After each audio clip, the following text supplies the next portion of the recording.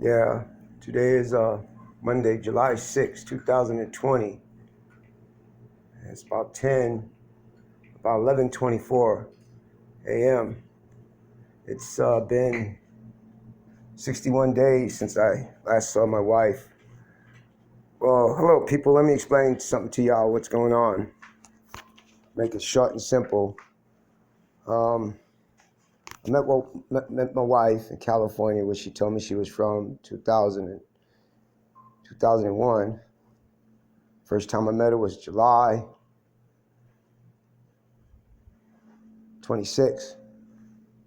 No, June 26, 2001.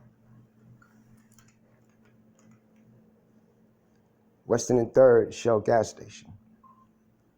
She came in, bought a pack of Marlboro Reds and a Pepsi. It was in the evening, about 6:15, 7:40. She's taking a bus.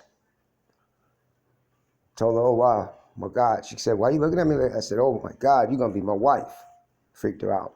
Didn't see her again until October 17th, 2001, when she told me everything, what was going on. She had to move out of her friend's place because they felt that she shortchanged them when she was selling the drugs for them and stuff.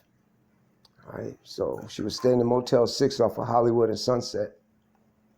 So we started seeing each other and stuff, and I told her I don't deal with drugs and I don't drink, nothing. So let's get that cleared now. It's either me or your drugs. So she was working for Bloomingdale's, Beverly Center. So every time she asked me to take her to a friend's house, because she didn't have a license in California. Every time she asked me to take her to a friend's house, I took her to a friend's house, but it was her boss. She was a manager. Her boss was a manager at Bloomingdale's, the Beverly Center. And they was in there smoking weed, drinking, and all of that stuff. And I couldn't believe it. And I told him, I said, I'm not going to keep bringing you over here in front of her just so y'all can smoke weed and get high all the time. That's, if I'm not mistaken, that's against store policy too. You know, y'all need to be drug tested, you know. And I told you need to stop selling them drugs too. So let's speed up here a little bit. So anyway, she sent out to Minnesota to close Bloomingdale's down at that big mall they got out there. Did that, back home to Cali. Okay, then she started working for Babies R Us. Got out there. We were staying at 2000th Street in Hastings. It's like a motel, hotel thing. Spending too much money for just a room. But it was me, Mimi, which is my wife, Margaret, and Lulu, her cat, and Lucy, her dog, which Lucy passed away. So she got sick around June or July. I think it was 2017 or 2016. She got sick. This is 2020. Had to rush her to the hospital. She couldn't breathe or nothing, and she turned all red. That's the day I found out that my wife had HIV, stage 3 AIDS. That was the day I found out. It was terrible, man. That was the worst day of my life. Well, the worst day of my life was 9/11. That was the worst day of my life. But we got married December 8th, 2001, 9:45 p.m., Las Vegas, Nevada. We eloped it. That's what she wanted to do. But the day she got sick was the second worst day of my life. I wanted to leave it in, but before I get to that part, I'll say this. So when the doctor came out and said to me, Mr. Malillo, I said, yes, I need you to sit down and I need you to focus about what I'm going to say to you. What's going on? What's going on? What's wrong with my wife? What's wrong with my wife? He says, no, I need you to sit down. No, I need to stand. So he says, your wife is AIDS, stage 3. How long have you been married? Got married 2001, December 8th. You know, but before that, I passed out when he told me that, and then they put this thing under my nose, and all I remember was seeing faces and stuff. So I literally passed out, and I'm like, what the hell are you talking about? She has AIDS, stage 3. Yes, she has AIDS, and her body's, it's attacking her body now because has she ever taken medicine around you? I said, I don't know a damn thing, man. She never told me anything about her life or anything like that. So I don't know where you're getting this from, that she has AIDS. I don't know nothing about that, you know. And then he goes, well, this be a wrong time to leave your wife. Gives me this big speech, and I told him straight, I said, look, man, I took a vow through sickness and in health, through death do us part. I took a vow in front of God. Those vows mean something to me. I'm an old-fashioned guy, so those vows mean something to me, okay? I'll be there, but I'm not going to like it, you know? So she spent about 3 weeks in the hospital. Then she had to get out and bring home oxygen. She had to be on oxygen because her lungs almost collapsed on her. So we had to go back to Vern's. He didn't want us there, Vern's place in Hastings, because there was oxygen in the room and on his property. And he kept telling me every day, you got to move because I can't have that stuff. Somebody goes over there, smoke a cigarette, the place blows up. I said, okay. So I found a place on 8th Street in Minnesota called in Farmington. But before I get to that, while she was in the hospital, we decided to talk. And in my mind, I'm waiting for her to tell me that she has AIDS. So then she tells me the truth about her life. She's from Minnesota. She was a prostitute. She ran drugs from Minnesota to a place called Wisconsin. She was in California to run away from her ex that she had a baby with because he was black. Mama didn't like him because he was black. That's why her mama threw her out the house. Mind you, she was adopted to some white people. But they trashed her and threw out the house and everything because the guy was black. And then she was still selling drugs, even in Minnesota when we was out there. You know, I didn't know this until she's bringing all of this up to me. And then she asks me, you found out, didn't you? I said, yeah, when you got sick, I found out. Where was you going to tell me this? I didn't want to tell you. Would you have married me? No, I wouldn't have married you. And I'm like, but why though? Because she goes, I'm damaged property. Yeah, you damaged property. Yeah, you damaged good. But no, I wouldn't have married you. If you'd have told me from the beginning that you had AIDS, no, I wouldn't have married you. Wouldn't have married you. Wouldn't have married you. So it was a tough, rocky road between me and my wife, Margaret. It was a rocky road. Then it came out a little bit better. Then she started hurting herself all the time. Every time she got mad and stuff, she started hurting herself. She'd take a knife and go across her wrist where you could see the imprint, but it's like cutting it, but not cutting it. It's like just tipping it off where blood could come through. So I'm rushing to clean her up and everything. And I always cleaned her up every time she hurt herself. And I couldn't figure that out, why, you know. In a couple of days, she had to take off of work. She had to take sick leave off. A couple of days, she took vacation days off because she hurt herself. Those are the days when she always hurted herself, when she took her vacation days off, extra days off. That was always the time. So I wanted to leave her. But now, we get to 2020. So we get in an argument in 2020. She's telling me that she's sleeping around. And so I said, well, I hope you had the decency to tell him you have AIDS, stage 3, because she never told me. So she attacked me. The works, man, the works. She tried to kill me. And she got away with it.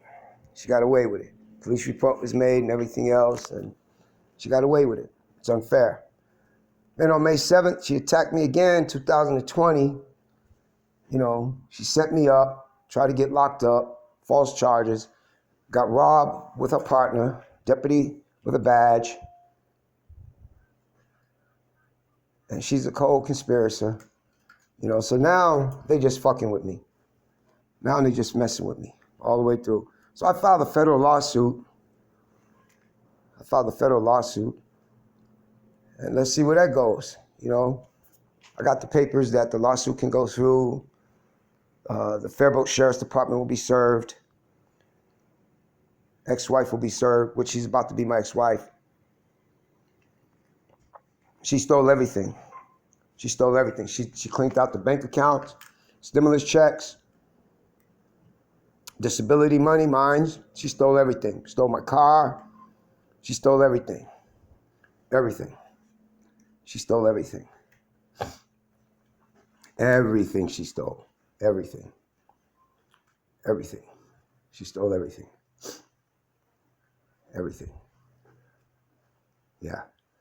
Got my car, got my name off the title of a vehicle that we financed, registered under her name, only her name, and new license plates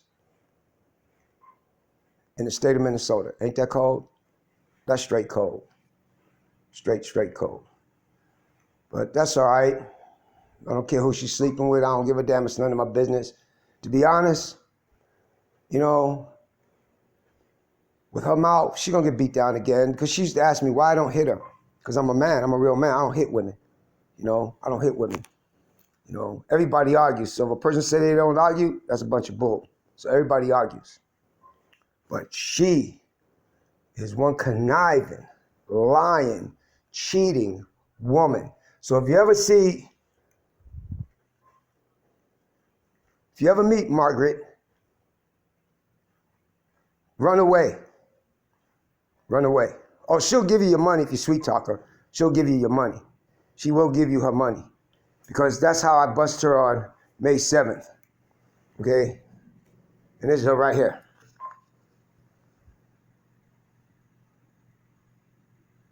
She works for AutoZone now. Just think of the people when she cut herself all the time at AutoZone since she's been working there going on 2 years. Just think of all the people that touches those items with blood on them.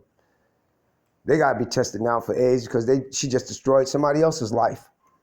You know? She destroyed someone else's life.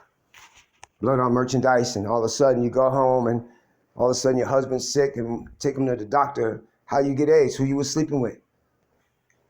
Same for a woman. Who you been sleeping with? You know, so she destroyed a lot of people's lives. She's dangerous. People like that need to be just put away.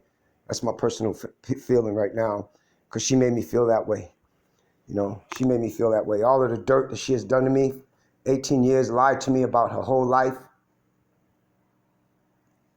She intentionally tried to infect me with AIDS.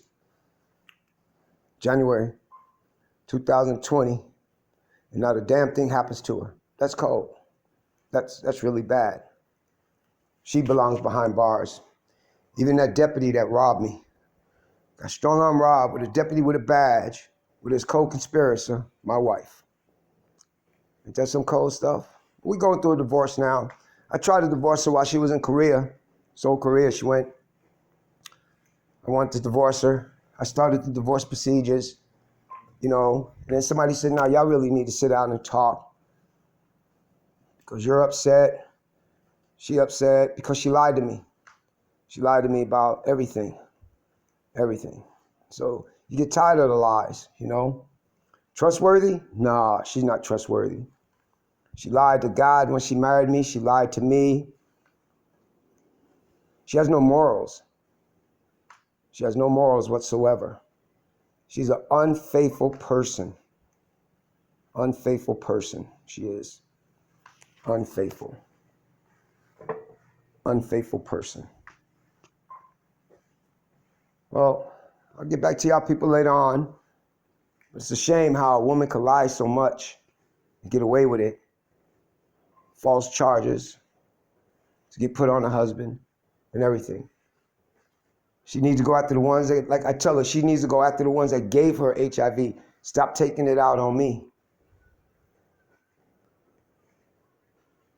Stop taking it out on me. I was there for you. She is very unappreciative. I was there for you. Oh, she throws in my face. Oh, I should be thankful that you married me? Hell yeah, you should be thankful that I married you. That's right. You should be thankful that I married you because I was there for you 100%. Excuse me, 1,000%. I was there for you 1,000%. I made sure anything you need was taken care of and done. So I was there for you, no matter which way you look at it. I was there for you. Nobody wakes up out of the blue and say, oh, I want a divorce. That's impossible. Nobody wakes up out of the blue saying, I don't love you no more. That's impossible. That's impossible. Let's look at it reality. You've been cheating on me. You moved in with whoever it was you moved in with. You had all of this planned out May 7th. You've been setting me up since January 7th of 2000 to May 7th of 2000. You've been setting me up. Your ass needs to be in jail. That's where you need to be, in jail. She's no good. So y'all look out for her. Peace out.